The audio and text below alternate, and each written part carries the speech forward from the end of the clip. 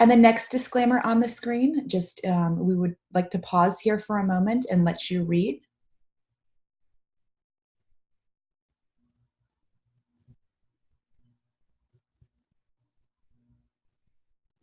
And without further ado, I truly am honored and blessed to welcome our first presenter for the third annual ECE virtual conference, Dr. Tisha Shipley. Hi, everyone. I am so excited to be here this morning. Dr. Hild and I have been preparing for this for over a year, and we're so excited that you're joining us. And the entire week, we have amazing presenters. So we hope that you will join us. And some people were asking, it is going to be up on the Google site if you have to go to work or if you can't attend one, we will have them recorded and up on the Google site. So as Dr. Hill said, I have been in higher education for 12 years, and I've been in education for over 16 years.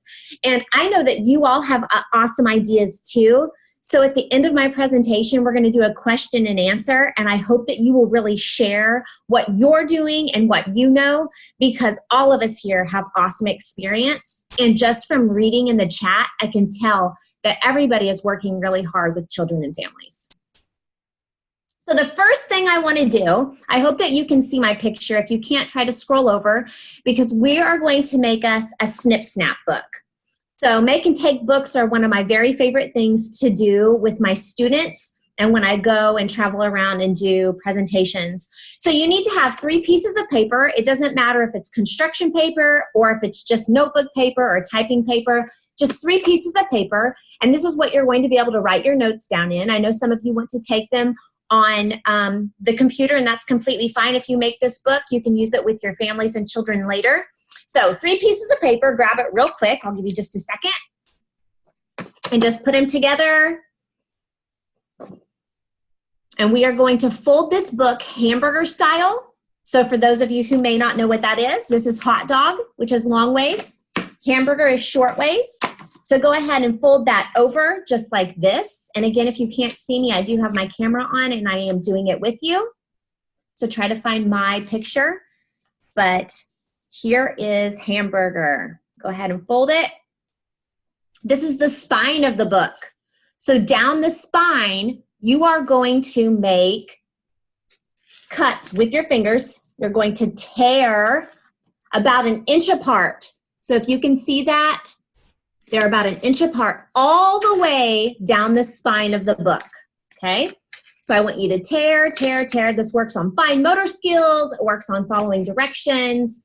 So you've got your spine of the book and you've teared 1 inch all the way down the spine of the book, okay? And as soon as you have torn all the way down the spine of the book, you are going to take each section and fold it opposite. So if you fold to the right on the first one, you're going to fold to the left on the next one, if you can see. And then you're going to go right and left. And you may have to help your students with this the first time, but I promise after they make it the first time, they're going to want to make these books all the time. So you're going right, left, and this is what your spine will look like. So I'll give you just a second to work all the way down the spine of your book. To look like that in the end. And then you have a book that stays together to take notes. So if you want to write down notes, you can use this. If you want to type it out on your computer, I completely understand. This is called a snip snap book. You may want to put that at the top just in case if you ever do want to make this, you'll know what it's called. Also on my busy classroom page, I also have hundreds of make and take books that you can do with your children and your families if you're ever working with them. And so without further ado, let's go ahead and get started. Okay, so today we are going to talk about building relationships with families. It's one of my favorite things to talk about because it's one of our most important jobs. So on the screen, you're seeing a list of why building relationships with families is so important. So the important part of this to me is building a reciprocal relationship where we work together and each of us give input. We listen to each other and we strive as a team to help children learn, grow, develop, and be successful. So this is why you are working with children and families. There are so many ways to involve families, as we know, and we can talk about these later. And I want you to write down in your book as we go along things you want to talk about at the end of the session for question and answer and things that you want to share. So some things that I did my back to school night. I did a get to know you questionnaire. I did muffins with mom and donuts with dad. And I know they're trying to make that more inclusive now, which I love. I did special projects and field trips, volunteering, positive phone calls home, meetings with families. But today, the one that we are going to focus on are family forums. So I want you to think about for just a second how you involved families. And I want you to write down in your little snip snap book how you involved families. And then you're going to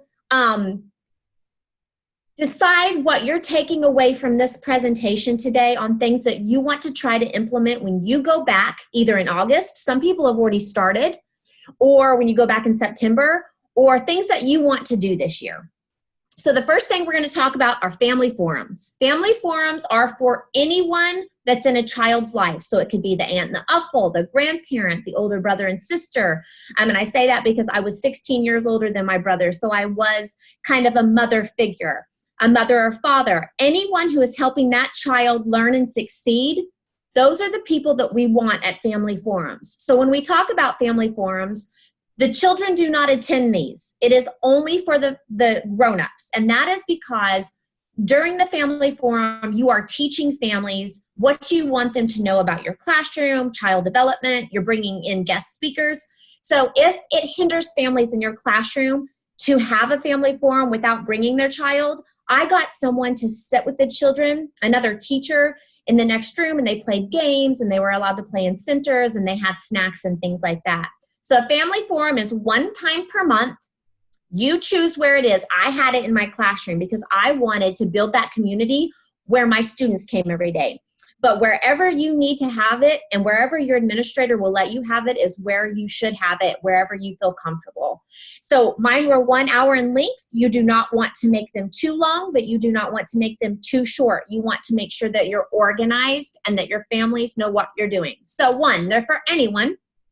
They're for all families that are helping children, anyone that is working with the child. They're one time per month, and they're in wherever you choose. Mine was in my classroom.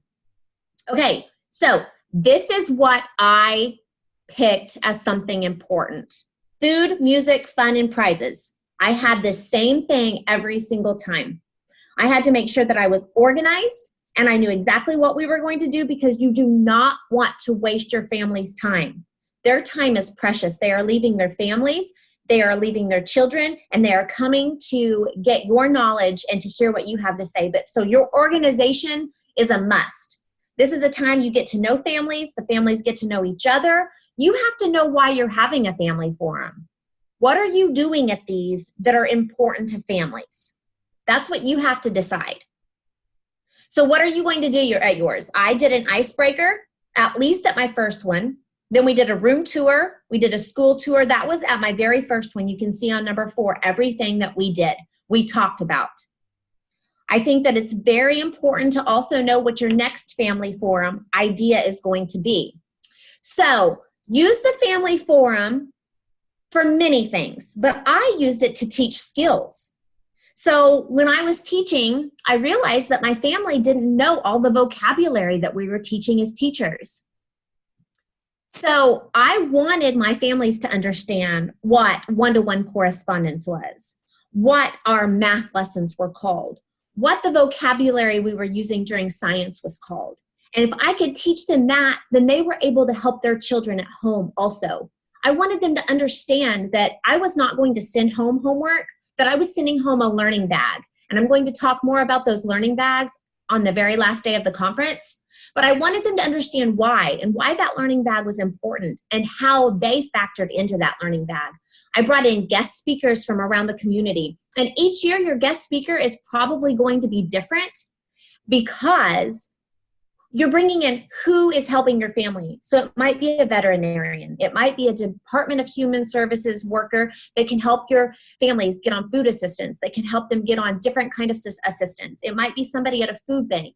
It might be the vision clinic. for an eye doctor so that they come in. There might be a dentist. So all of these different people are going to depend on who your families are and what they need help with. So I taught literacy skills and ideas and what word walls were and how they could make one at home. So I actually brought them in and I taught them lessons to help their child succeed at home.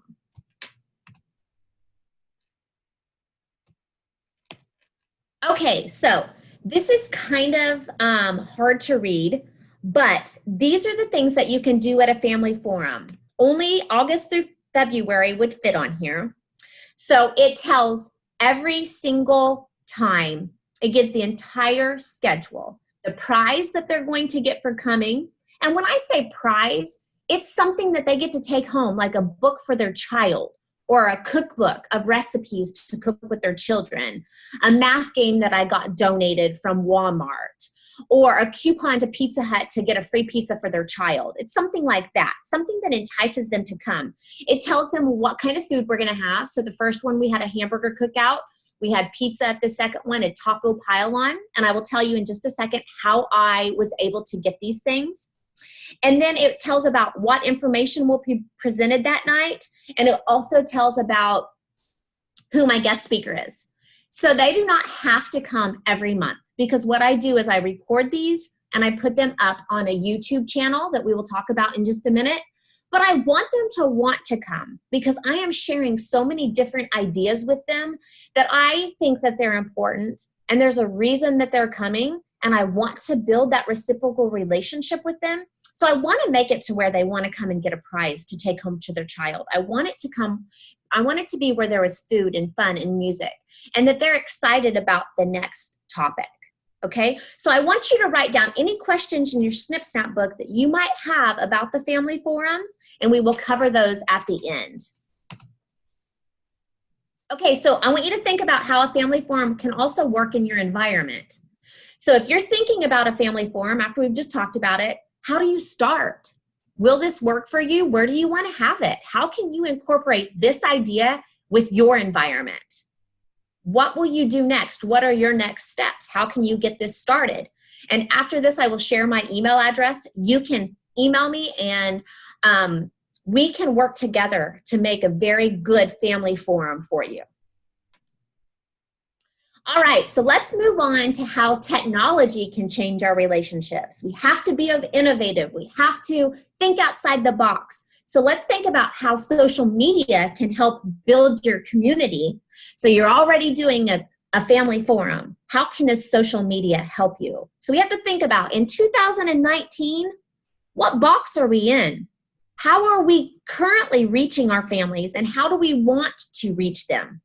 So for the next school year, how can we ensure that we're visible and that we're there to help our families, and how we can build that sense of community? So these are our traditional ways of communication, and you may have more, but I just listed 8 here: phone calls, face-to-face, conferences, notebooks, report cards. Here are some traditional ways of communication, and by no means do you need to stop doing these. Any form of communication that we can have with families is a vital part of who we are as a teacher. So, but many of these are only one-way communication strategies, like a newsletter or a notebook or a report card or an email if they don't respond. So we need to think about, how can we involve our families and make sure that it's a two-way communication. All right, so we're going to talk about professional social media sites. So we can think about all of our personal social media sites that we have. So I have a personal Facebook, I have a personal Instagram, I have a personal Twitter. I have all of those personal pages. So think about the ones that you have. And I want you to start thinking about right now how you can make professional sites to help your families stay in contact with you, with your classroom, and to understand what is going on and what you're doing with their children every day. And what are the topics out there in education that are important? And what do they need to know? So first of all, your professional site has to stay professional. You do not want to mix your personal site with your professional site. They have to stay separate. And you can share some personal things.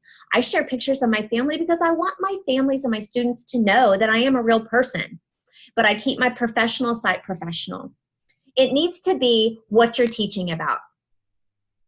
What are you teaching about? Early childhood, child development, early childhood topics that your families would want to know about. Topics that are relevant to them. What kind of homework will you be sending? What kind of family forums are you having? Things that your students are interested in, themes that your students are interested in. So let's go ahead and get started on this, because I think this is going to be an important one for you to start this year. I'm having trouble moving my slides for some reason. Okay, so the first one is LinkedIn.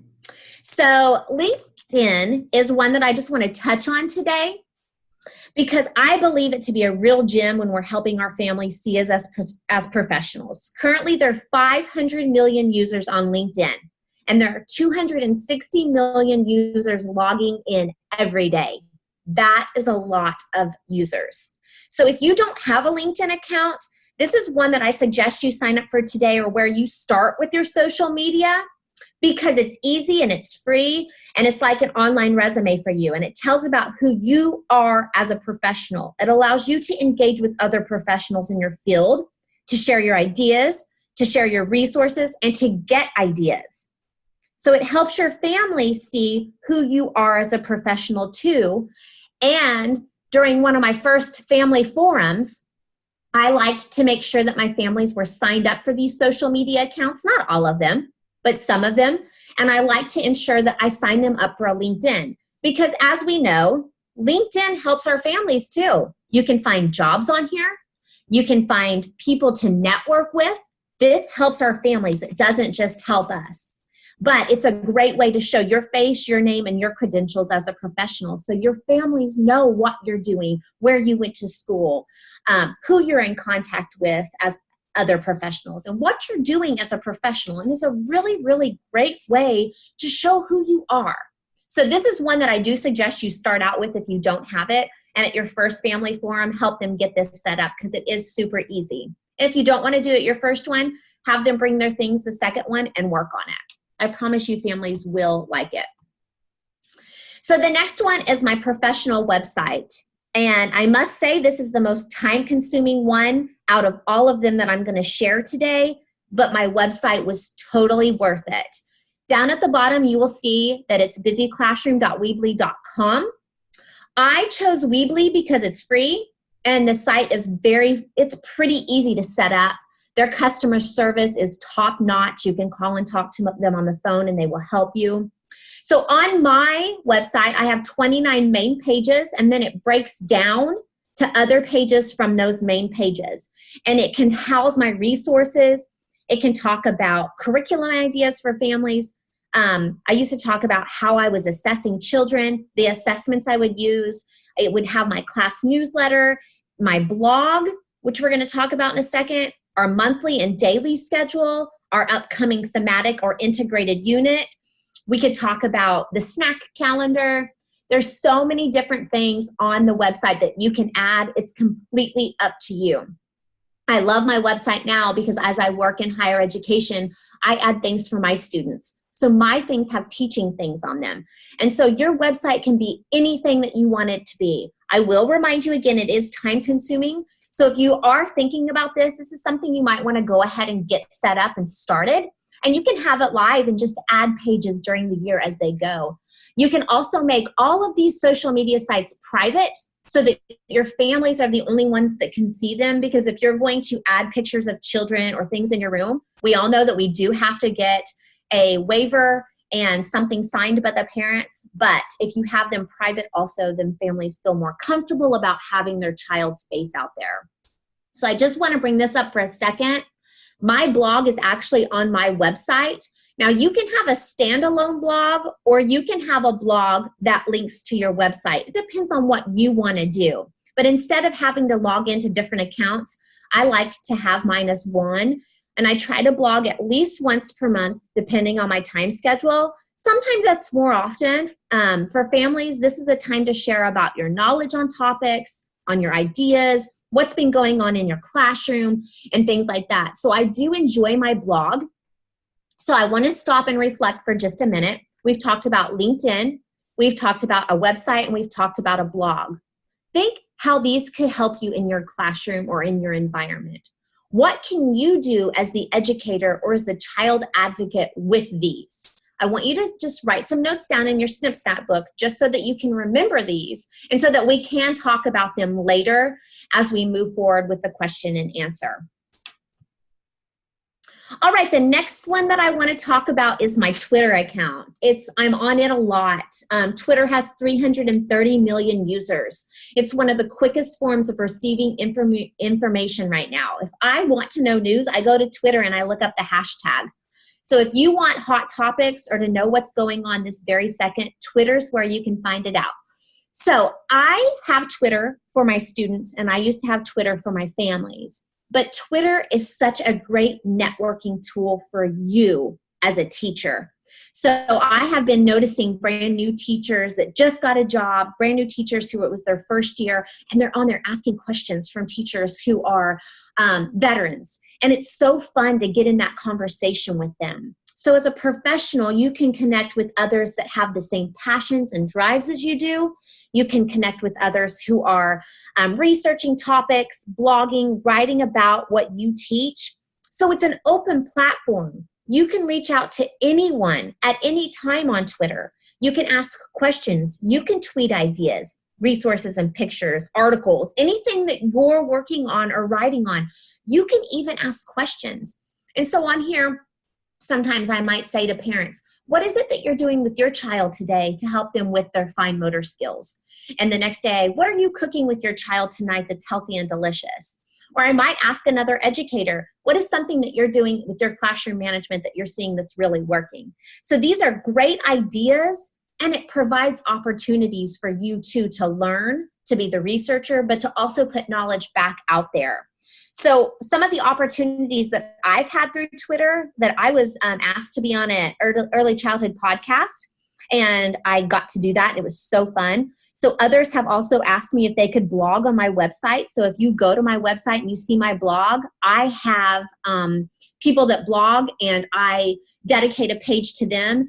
And I love doing that. I love having other educators out there that want to come and share their ideas.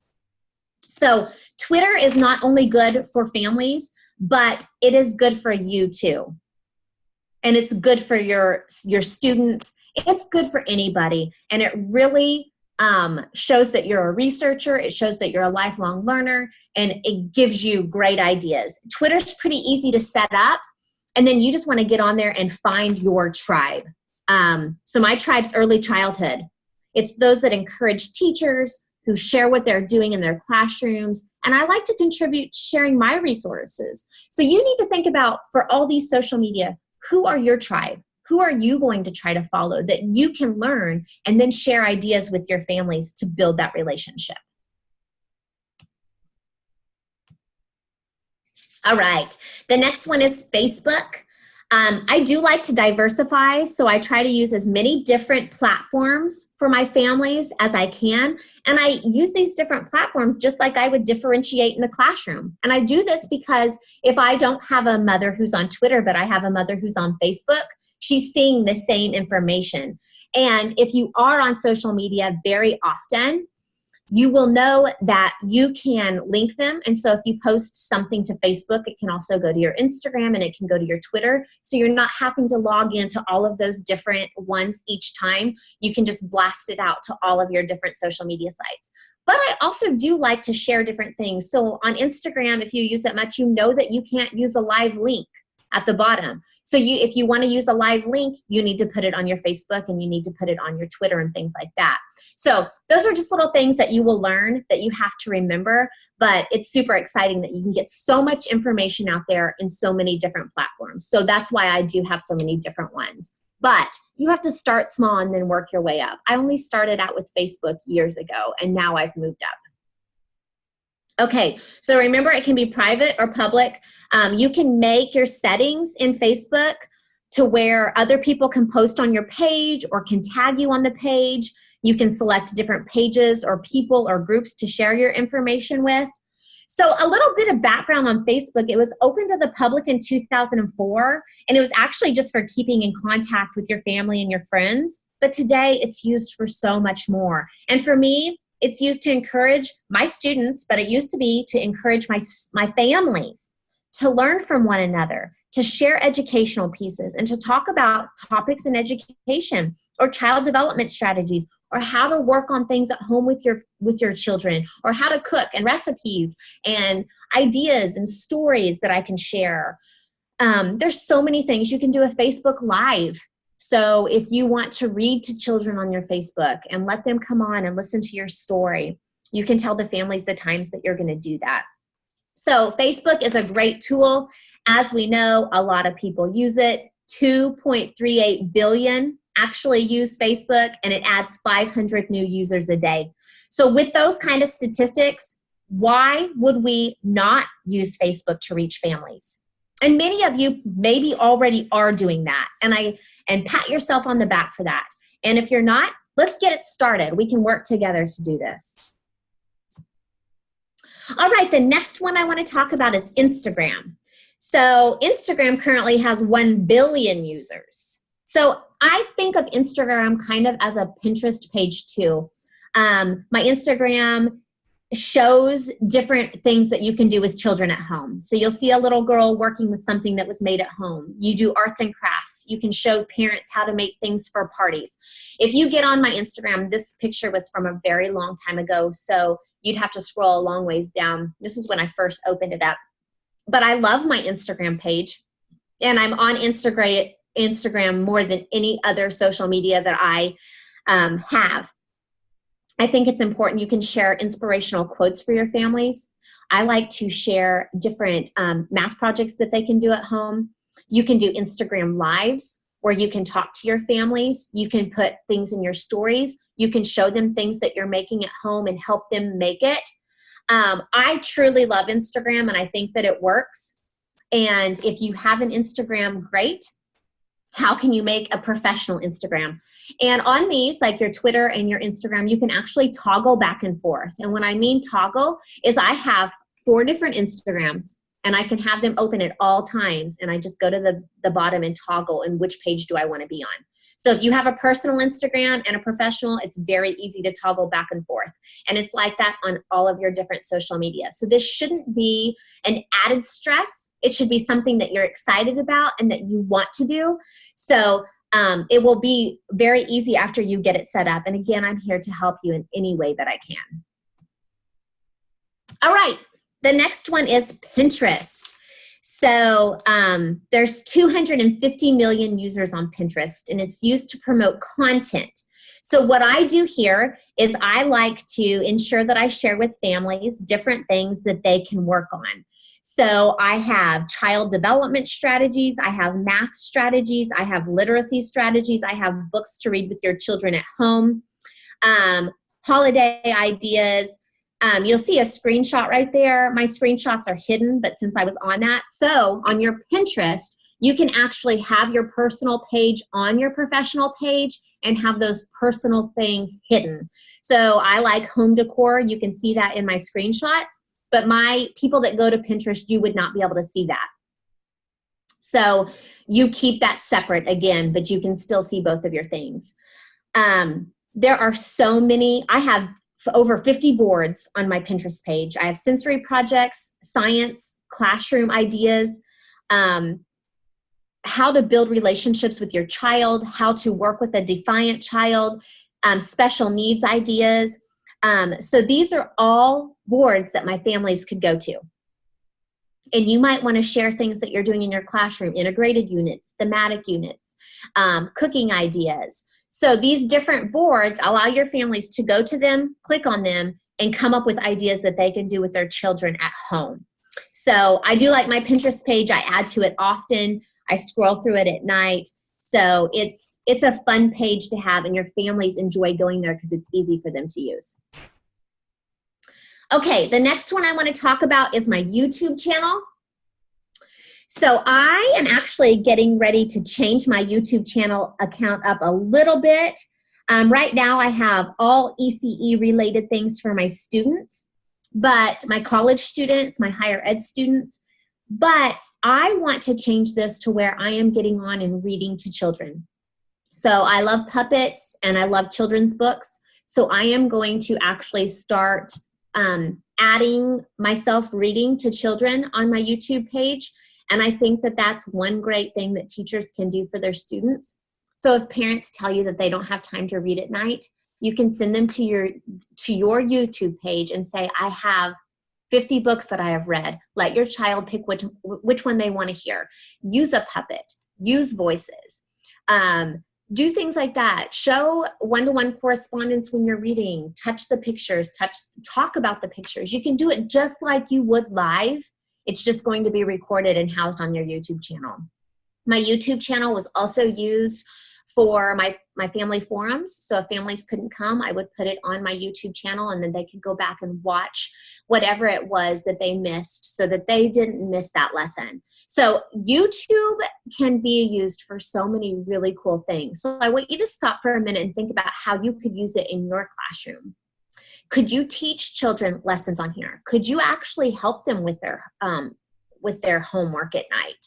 Could you really go through that and be a source of inspiration for families? And how could you do this? So I want you to write some notes down in your Snip Snap book. We've been through several social media sites. Which ones do you like? Which ones do you think would work for you?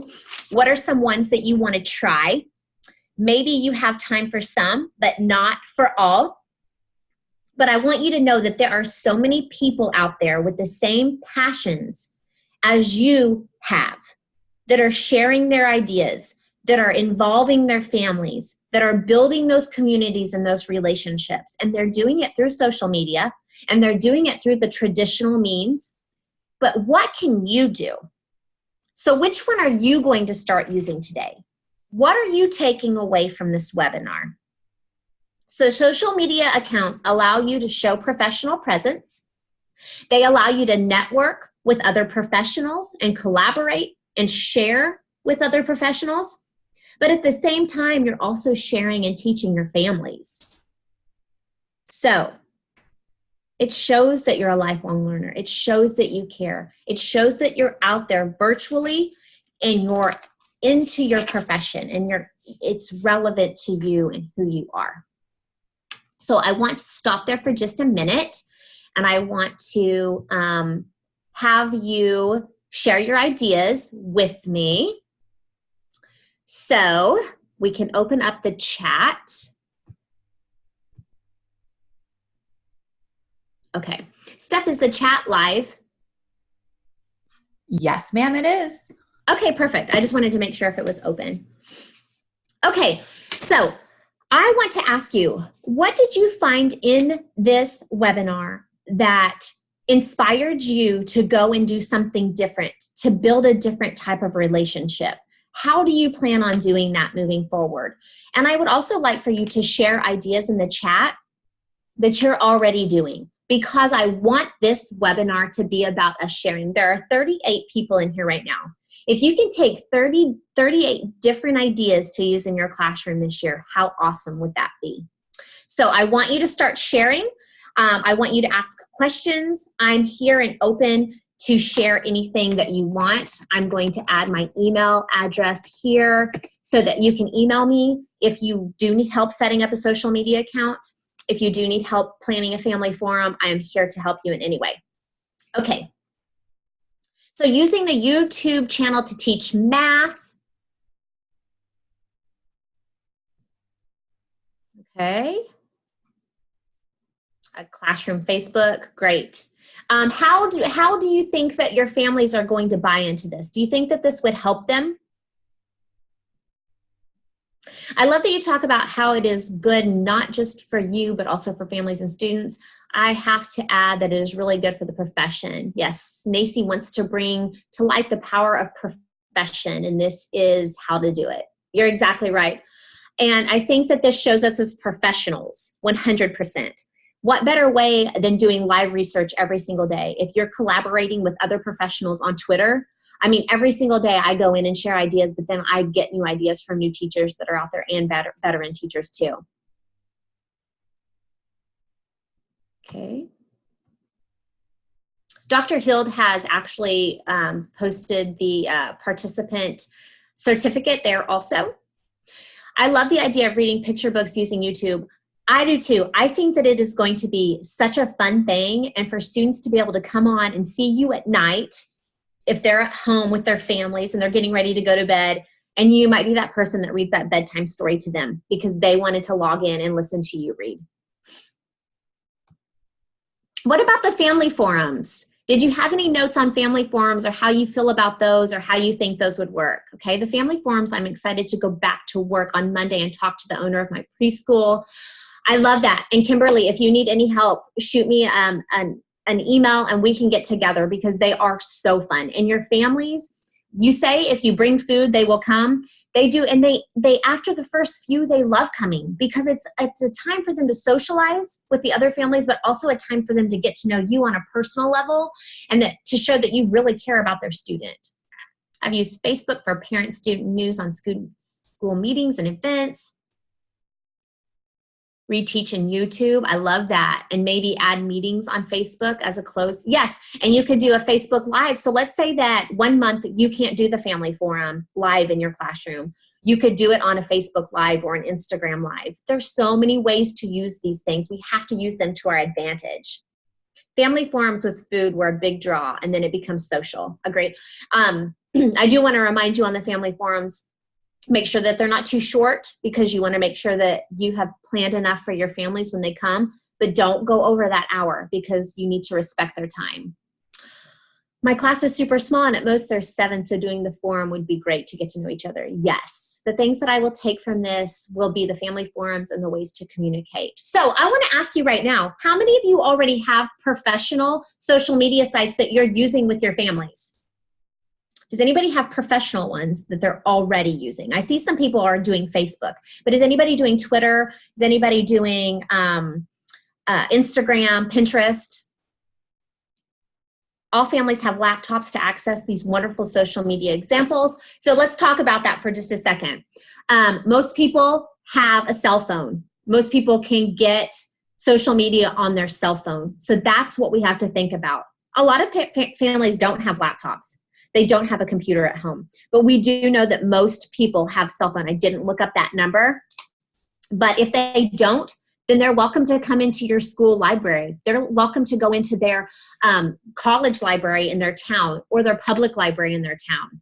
And then that's the family forum comes in. You can do a computer evening where you help them set all these things up and you give them resources of places that they can go that's free.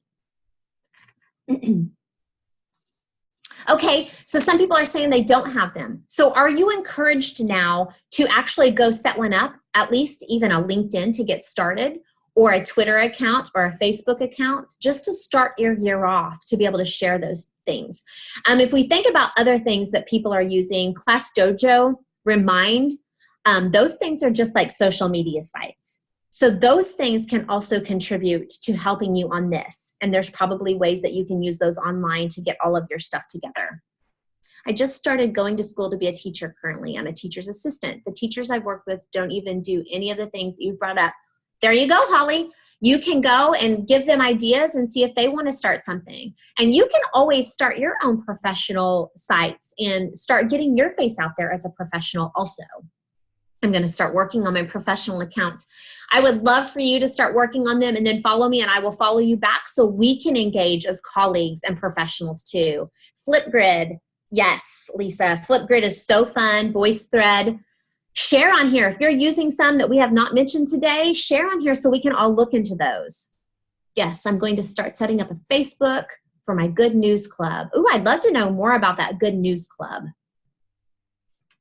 I'm going to scroll up. It's hard to keep up. I don't want to miss anybody's.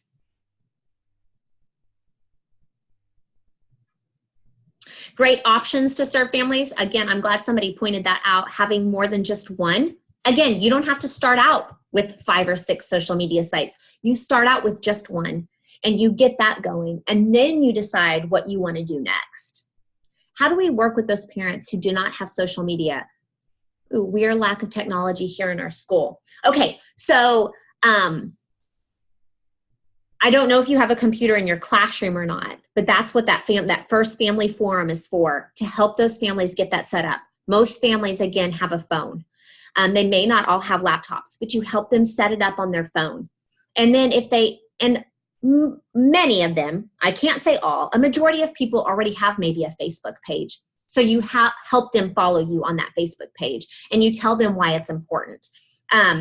Facebook's probably the most used out there. So if you want to start one that's professional, maybe go with Facebook first.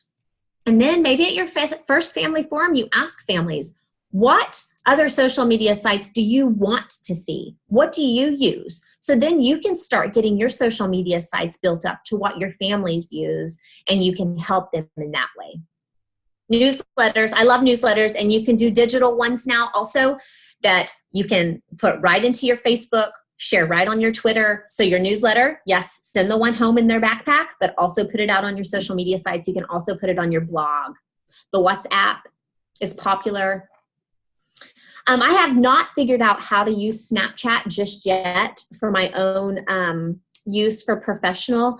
So if somebody uses it, I would love to know how you use that as a professional. Surveyed families to see what the majority did. That's very good. You could survey them. I think that if you could get that first family forum going, that's where you can really build those relationships and get them in. So if you can get them into the classroom somehow, it really helps. And then you're there to help them set up those accounts. And I've even worked with families filling out college applications. They wanted to go back to school, or they wanted to start an associate's degree or a bachelor's degree, or even their master's degree. I help them fill out college applications, and they can use the computers at school and things like that. All right. Does anyone have any last minute things that they want to share, things you're already doing, things that you have questions about? I work in a military school, and it's harder to give them creative ideas such as using family forums and using social media for teachers. They're so strict. I totally understand that. We could talk about this more offline, since that is just your situation. Feel free to email me, because a family forum, I think, is something that you could do right there on base and really get the families involved. And if they don't want you to do social media, a family forum is still where you can build that relationship. Thanks, Holly. Some people are against it. Okay, so if people are against social media, again, you fall back on that family forum, because that family forum is where they can get ideas from you. That's where they are getting newsletters. You can hand it to them. You can pull things up and show them things on your whiteboard or your smart board. You show them around your classroom. You show them why children, maybe you have a play-based curriculum and they don't understand it. So you show them how they're playing in centers, but what skills it's also covering, and what your district policies are that it's covering. My news online and still printed them. Yes, you'll want to do both. I would love to use it, but I did it in the previous years with my students and some parents who had them when I was in class sponsor at the high school level. Okay. Yes, I do not think you should ever go away from print. So like I said, put that newsletter in their backpack, but then you also blast it out. You still use those traditional forms of building relationships with your families that we talked about on the first slide. You still use those, okay? So we talked about this. I'm going to go back through. We talked about this, the parent satisfaction and the child's success, and why we do that. So you've got to keep those going, okay? You have to keep those going. It's important that you don't stop those. We're just adding to it. I must elaborate more on why the social media and messages given so quickly through social media.